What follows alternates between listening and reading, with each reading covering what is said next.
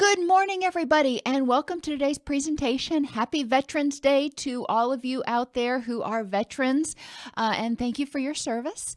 Today, we are going to be talking about relationship skills. This is part 1 of 4 because there are 4 dimensions to temperament. So obviously, we're going to tackle them one at a time and talk about how different temperaments impact us and how we can best interface and compromise with people that have different temperaments. So today we're going to be talking about the dimension extroverts and introverts. But first, let's talk about temperament in general. If you're not familiar, temperament is a set of dimensions that exist on a spectrum which describe preferences regarding various things. And I tend to conceptualize it this way. The first one, which we're going to talk about today, extrovert versus introvert, talks about our preferred environments, where we derive our energy from, and what helps us feel most comfortable and at ease. The second dimension is sensing and intuitive, and this really refers to how we prefer to conceptualize information, top down or bottom up. The third dimension is what I think of in terms of our motivation. What motivates us? Thinkers are motivated by facts and reasoning and laws and rules. Feelers tend to be more motivated by compassion and harmony and relationships. And the fourth dimension, which is judging and perceiving, is what I think of as time management. Judgers tend to be very structured and time-oriented, and we really, really love our day planners. Perceivers tend to be much more spontaneous and feel like there's always plenty of time. So we'll talk about those different dimensions over the next 4 days and how you might use them to not only improve your relationships with other people, but also understand yourself better in order to create environments and situations that are most conducive to your preferences, which will reduce stress. Most people are not purely one dimension or the other. Most people are not purely extroverts or purely introverts. They're on a spectrum. So there are some little areas that they overlap. But a lot of people tend to prefer one end of the spectrum to the other. When conditions are out of sync with your preferences, you tend to feel stress. And I'll give you examples as we go through these because my daughter and my husband, like for extrovert and introvert, my daughter and my husband tend to be very much introverts. And I tend to be very much an extrovert. And I think my son tends to fall more on the extrovert side of the continuum. So our household can be a little bit challenging at times, or doing things as an entire family. There has to be an element of compromise. So let's talk about extrovert and introvert. Now, remember, I said this typically refers to environments, and a lot of times people think of extrovert and introvert in terms of social relationships. And that's true because your social relationships exist within an environment. Extroverts, we'll just talk about relationships real quick. Extroverts tend to draw their energy from other people. We love being around other people, having stimulating discussions. We love being in the thick of things. Introverts, they are not antisocial by any means, and that is a misconception. Introverts tend to like to be around a few people or be alone where they can engage very deeply in a topic, but being around a lot of people is exhausting for them. So let's look at each one of these things independently, or we'll look at each dimension and see what that might mean for the person and for a relationship. So extroverts tend to be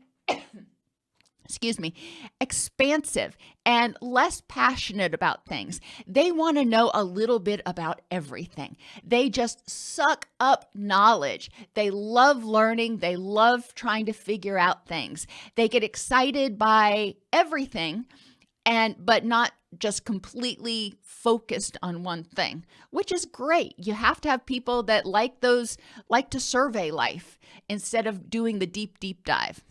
Introverts tend to be intense and passionate. They like to do the deep dive on things. They want to, they tend to be very passionate about a few things that they know in and out, backwards and forwards. And that's what they prefer. And they get frustrated sometimes with extroverts who, they like to learn a little bit about a lot of things, but extroverts tend to get bored when you do a deep dive. Introverts get frustrated when you don't do a deep dive. So it's important to be able to meld your interests a little bit and compromise to the extent that, I get pretty intense and passionate about things. That is an introvert characteristic that I have. And my husband, on the other hand, he likes to know about things, but he is more willing to know about a lot of different things. And he tends to get a little bit bored, I think, when I do a super deep dive, like when I'm learning about Jersey cows and how to raise Jersey cows. He wants the high level summary. He's not all that interested in all the nitty gritty details.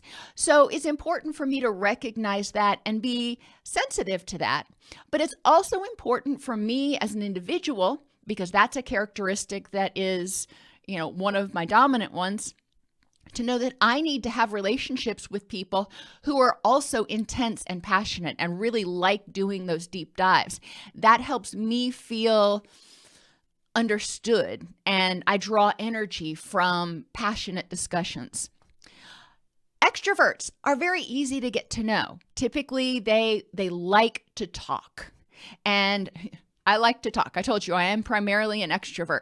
I like to talk. I'm pretty easy to get to know, whereas introverts, they know what's going on inside them, but they're not really sure what other people want to know. So they don't know, a lot of times they don't exactly know what you want them to share. And so it can be a little bit more difficult getting to know them because it feels like it feels like pulling teeth sometimes. When you're in a relationship with an introvert, if you want to know something, you've got to ask. Questions like, tell me about you. If you propose that question to an extrovert, just buckle in because you're going to get a dissertation often. If you ask that question of an introvert, you may get one or two things, but not a whole bunch because the introvert is just like, I'm me. It is what it is. So it's important to recognize that communication needs to be a little bit different when you're trying to get to know an introvert. Extroverts love meeting new people. We love being in groups of people. We love learning because that's expansive and passionate. We love learning a little bit about all kinds of people around us and what they're interested in and all those sorts of things. We get energy from that. We get excited by what other people get excited about. We draw energy from the room, from the environment. Introverts have to exert effort to meet new people. They know what's going on inside them. They're very conscious of what their thoughts are. They tend to be more mindful. They need time each day to kind of get grounded and get centered. And that's important to them. They like people. Don't get me wrong. Introverts like other people, but they like other people on a small scale. Being in an environment where they're bombarded by stimuli, bombarded by other people and movement and sounds and all that stuff can be overwhelming to an introvert. So it's important to be sensitive and recognize that in environments like law enforcement, for example, I have no idea how my husband did so well. He was great when he was in law enforcement, but he is very much an introvert. But he could, when he was on duty, he could go around and walk into businesses and meet people, and he had no problem interacting with others. He was, the belle of the ball. So, that was one of those things that I always found a little bit curious. But in his off time, it's effort for him to want to get out of his safe zone, his friends, his environment, and put himself out there to meet new people. He wants to do a deep dive on what's already there. Extroverts think and talk at the same time. We tend to think things out while we're talking. My son is a prime example of this. When he needs to figure something out, he will talk to himself, and he will just be up there kind of narrating what's going on as he's thinking out loud. And he would do that when he was doing his schoolwork too. He would think out loud. Introverts tend to like to think things out before they talk. Well, that's fine. There's nothing wrong with talking things out to yourself or to somebody else, or wanting to sit down and think for a second before speaking. But let's talk about how this might work in life. When you're in a relationship, an extrovert and an introvert, and you get into an argument, the extrovert wants to talk it out. We need to talk about this right now. The introvert may need time to sit down and think about it and figure out what their thoughts are and get combobulated before they want to open their mouth. And that can be very frustrating for the extrovert.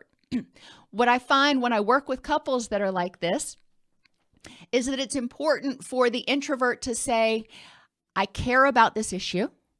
I really do want to discuss it, but I need to get my thoughts together first. I need 30 minutes. And then the extrovert needs to be willing to give the introvert that time. Now, there's a lot of willingness and a lot of compromise here. It's not something that happens super, super easily. But it does help a lot once the extrovert understands that the introvert is not abandoning them, is not ignoring them. They just need to get their thoughts together. And the extrovert can either sit there and talk to themselves or write it down or call somebody else and talk about it, or just wait until the introvert comes back, and then they can have that discussion that they so want. In classrooms, extroverts are often the ones that are just raising their hands. They want to talk. They want to ask questions. The introvert is the one that kind of sits there very quietly and takes diligent notes. They're not ignoring. They're not trying to not participate, but they need time to reflect on what they're hearing and put it all together and have that aha moment, which is, why it's really important if you're in a classroom, or even if, you're talking to your kids or a friend or anything else. If you're having a discussion with an introvert, knowing that sometimes they may need a minute to hear, to process, and then to respond, not expect them to jump right back into the discussion. So, patience. And, introverts actually do somewhat better sometimes at communication skills, because guess what? They actually do take time to hear everything that's been said, process what's been said, and then paraphrase and respond. So, one's not better or worse than the other. They're just different in how they process things and how they react to things. Extroverts often enjoy background noise. I personally find sitting in the absolute silence to be dreadful. It's almost deafening silence to me. I like having background noise of some sort, whether it's a audio track or, some television show in the background that I'm only half paying attention to. But especially when I'm at home, when I'm cleaning, when I'm doing that sort of thing, I've almost always got music or the television or something else on. I enjoy that. Makes me feel less lonely. I don't know what you want to say, but I like to have background noise. Introverts often really cherish peace and quiet. They want to have time each day where they can go and just not have input. Remember, I said introverts are very sensitive to external stimulation, whether it's sounds or noises or sounds or noises, whether it's sounds or sights or people or whatever. that external stimulation is exhausting for a lot of people who are introverts to process. So they enjoy and cherish and need that peace and quiet time where the external stimulation just stops and they can think. The noise out here stops so they can hear their own thoughts. Extroverts, as I've said repeatedly so far, tend to know what's going on around us and are less aware of what's going on inside us. Now, you can see how this can be a problem for relapse, for addiction, for anxiety, for depression, if we're more aware of all this stuff and we're not mindful of our personal inner condition. Introverts are more likely to know what's going on inside them. They are aware of how they feel emotionally, what their thoughts are. They're in their own heads. Unfortunately, on the extreme side of that can also cause problems because they're so in tune with what's going on within themselves, but so out of touch potentially with what's going on outside of themselves, or it takes so much more effort to focus on that they may not notice external triggers that are causing them to feel upset or stressed or, whatever else is going on. So it's really important in health and mindfulness and, mental health and all that stuff to strike a balance between what's going on around you as well as inside you. So when I work with extroverts, I encourage them to, be aware of what's going on around you. Do you have positive energies around you? What are the triggers for positivity and happiness, and what are your danger signs? But also to take time and make sure that they turn their attention inside and focus on what's going on inside them to make sure that they're not missing something. They're not on autopilot. The same thing in reverse for the introvert. It's great for them to be aware of what's going on inside them, but it's also important for them to, pick their head up and look around and ask themselves, how am I impacting other people? And what's going on in my environment that might be impacting me right now? Extroverts don't mind interruptions. Now, this is another one of those places where I'm not a pure extrovert because I don't like interruptions. When I get into that intense focus, I don't want to be interrupted. But people who are extroverts often don't mind being interrupted. They do great in occupations like being in law enforcement or working in the emergency room or something where they have to switch gears on a moment's notice. I don't switch gears very easily. Introverts dislike being interrupted. They get into that zone of whatever they're passionate about, and getting out of that zone can be challenging. So let's think about how this applies to life. Obviously at work, if you want to work in a situation that is more amenable to your personal preferences, if you don't like interruptions, then try to choose an occupation where you're not going to have to switch on a dime. But also, at home, being aware that if you have to work right now, so many people are still working from home. If you have to work from home and maybe you've got kids and dogs and the mailman and everything else running around, but you have other people there, letting them know, I am going into my office to work for the next 3 hours. Do not disturb. So they're aware that, only if it's, an emergency, do you disturb the person. That can be helpful. If you're home alone, figuring out how you can block out those interruptions. Do you need to turn your phone off and put on noise canceling headphones and, not sit in front of your dining room window where everybody can see you when they come to knock at the door or something? I don't know. But making sure you're setting your environment up so you don't feel stressed out, so you're less likely to be triggered to get irritated. If you know that you're going to get irritated when you get interrupted, then what can you do to prevent those interruptions? And extroverts are considered good talkers. Partly because we figure things out while we talk. We get ideas, and sometimes when we start to get really excited, there's almost no filter. between what we think and what we say. It's like, oh, and then this happens and this happens. And oh, well, what about this? And we can make you feel kind of like that squirrel crossing the road that, goes back and forth and can't decide which way it wants to go sometimes because we're thinking aloud. And there's nothing wrong with that. But it is important to remember if you're in a relationship with an extrovert that, extroverts do like to talk.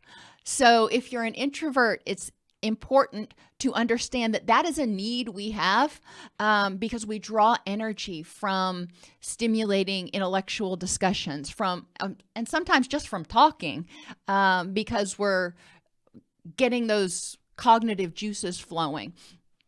Introverts don't need to talk as much, but they're often good listeners. They actually do enjoy listening and taking that information in and thinking about it and mulling it over and then presenting you with an idea. So it is important to recognize, again, that most people are not going to be pure extroverts or introverts. It is a continuum. But it's also important to recognize your individual characteristics and how they meld or synergize, as Covey would say, with those important people in your life. How is it that you can make these things work for you? How is it that you can create an environment that's conducive to both people? When we get down to some of the other dimensions, we'll talk because my husband and I are about as opposite as you can get on most things. But we found that actually brings us both more towards center because we compromise in the way that we interact. In order to reduce stress on both of us, we have to figure out, okay, how can we make this work? How can we take two very different people and create something that is harmonious? We're not the same, but we're in harmony with one another. So that can be really exciting once you kind of get the hang of it and recognize that this is true for every individual. And as I said, my kids are very different. My son tends to be more on the extroverted side in some ways, and my daughter is very, very much an introvert. I remember when she was younger, 10, 11, 12, we would go out, we'd go to the mall or we'd go shopping or we'd do something and, nothing super wild and crazy. But after a couple hours, we'd come home and she'd just be like, that's enough extroverting for today. And she would go to her room and spend a couple of hours just kind of being quiet, working on her art, doing those sorts of things. And that's what she needed to do to re-energize because being in those environments was very exhausting. Not that she didn't like them, but it's important to recognize that introverts do get exhausted easier in high energy environments.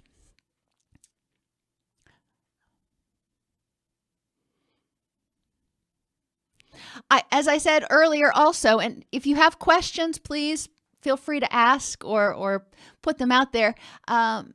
It is important to be aware of your own temperament, not only in relation to other people, but in relation to your environment. If you're in a job that is not super conducive to your temperament, what do you need to do for self-care in order to make that work for you? I said earlier, my husband, when he was on patrol, he would have to interact with people all the time and switch on a dime and be super reactive to whatever was going on. And as a cop, running around with a uniform on and everything, he had to be hyper vigilant for threats to his person. And especially because he was often going into situations that were dangerous in the first place. And that is so opposite his temperament. So, when he came home, when he wasn't at work, it was usually important for him to have time where he could just be, where he could be quiet, where he didn't have to go out and go shopping and go do this and go do that. And, he balanced it really well. And he actually really loved being on patrol, especially when he was able to work midnight shift and do the quote fun stuff. So it is possible for people who are introverts to, be able to work in a extroverted environment, so to speak, but knowing how to re-energize when you're not in that situation so you can restore your energy is super important.